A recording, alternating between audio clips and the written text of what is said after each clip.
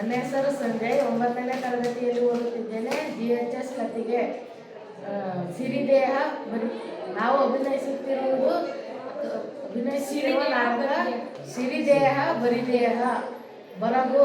ನಾನು ನಿಮ್ಮ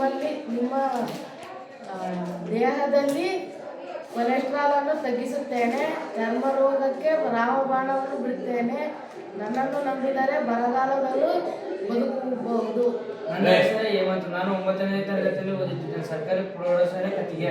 ನಾನು ನಾಟಕ ಮಾಡುತ್ತಿರೋದು ಸಾಮ್ಯ.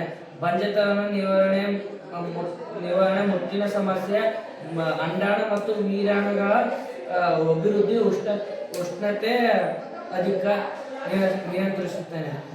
ನನ್ನ ಹೆಸರು ಪೃಥ್ವಿರಾಜ್ ಕಮೈ. ನಾನು 9ನೇ ತರಗತಿಯಲ್ಲಿ ಓದುತ್ತಿದ್ದೇನೆ. ಸರ್ಕಾರಿ ಪ್ರೌಢಶಾಲೆ ಕತ್ತಿಗೆ.